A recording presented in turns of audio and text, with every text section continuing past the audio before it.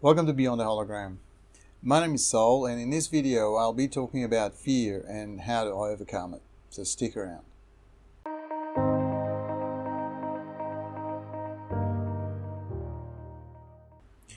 Welcome back.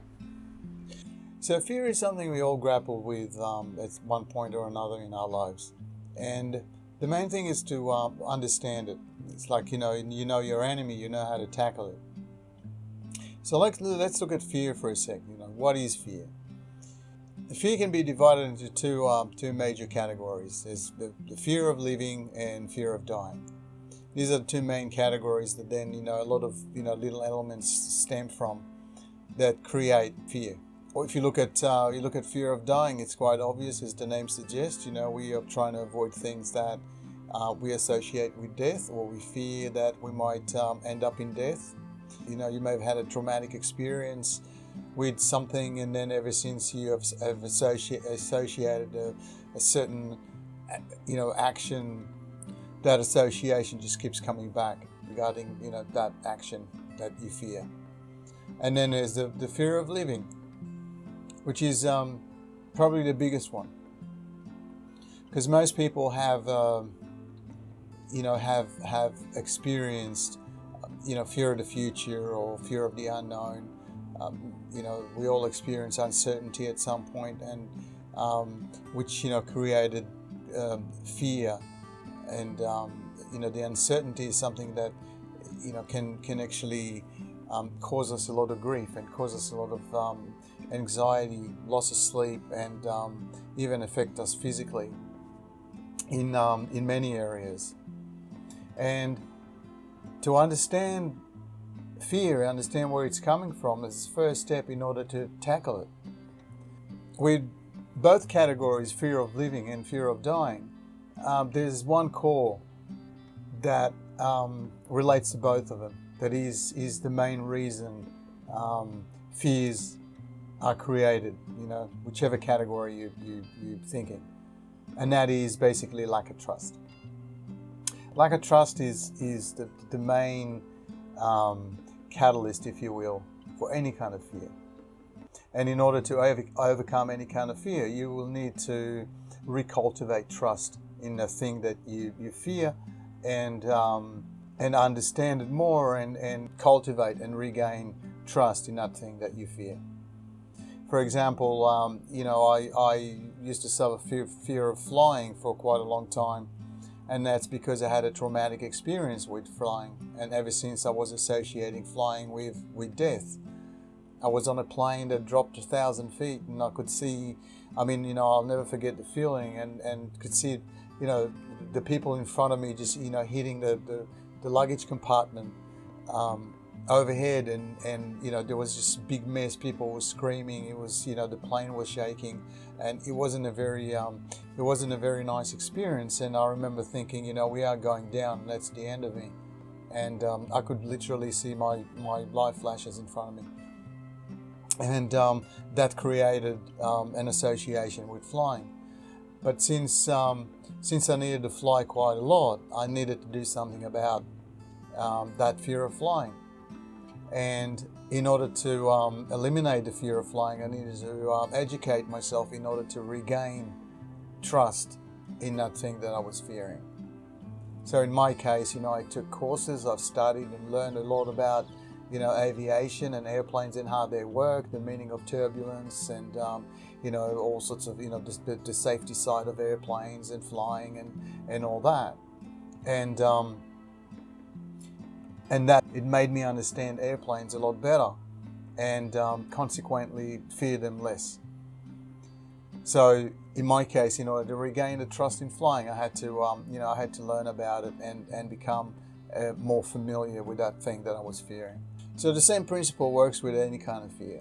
Once you understand it, now you understand your fears and where they're coming from, then you can do whatever you think is right in order to regain trust in the thing that you fear. If you fear, even fear of the future or fear of life, in general, or all the uncertainties, when you understand that they come from a what-if sort of place, where you're imagining some kind of a lot of scenarios in your head that you're trying to avoid or you fear happening, and this can actually cause you to believe that this is where your life is heading, and this is the outcome that's going to come up, and that's actually going to cause you a lot of anxiety, and it's going to cause you a lot of fear that can actually affect you physically over something that hasn't actually happened.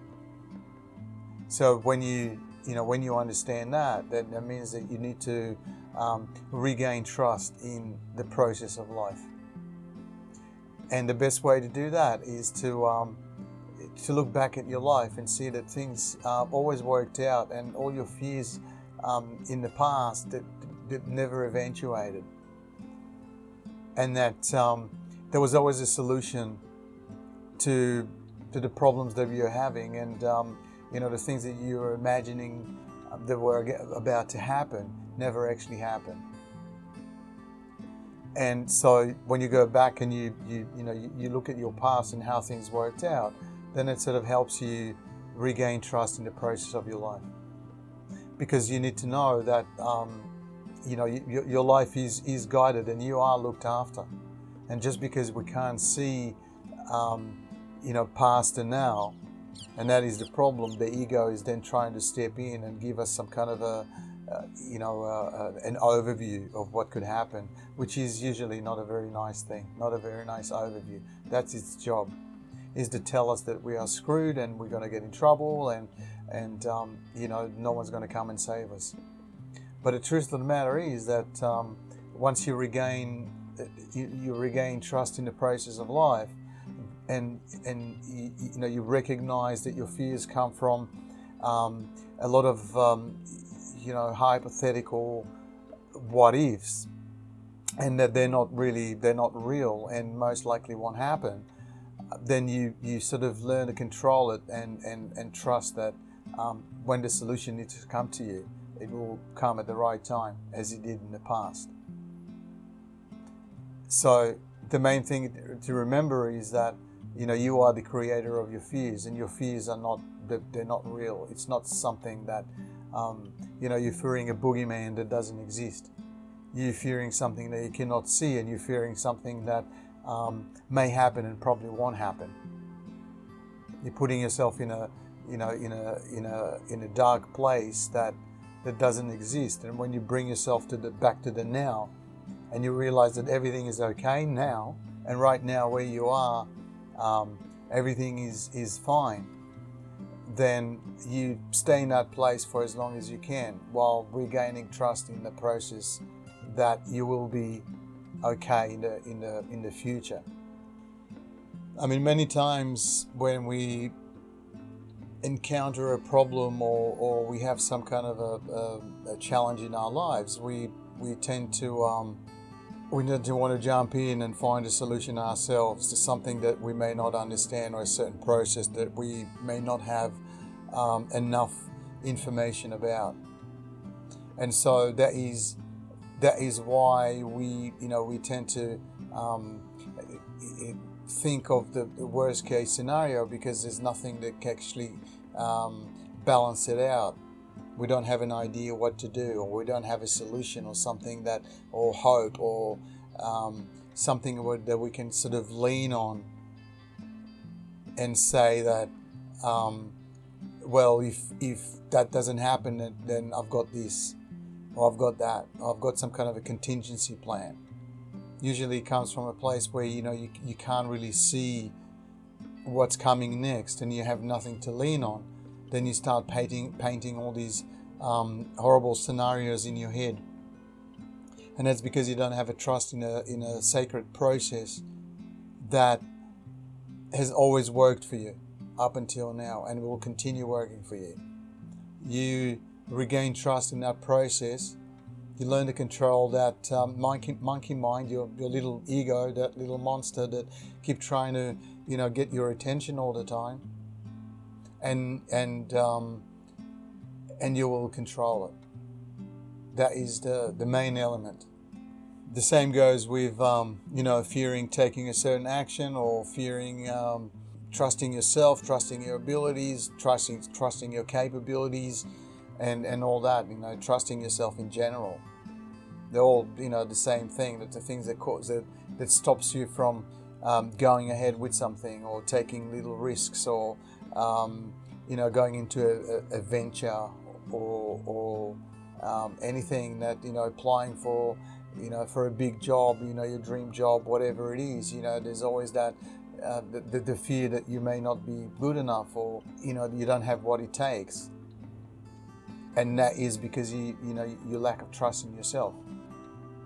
And again, we all got we go back again, the same thing, lack of trust.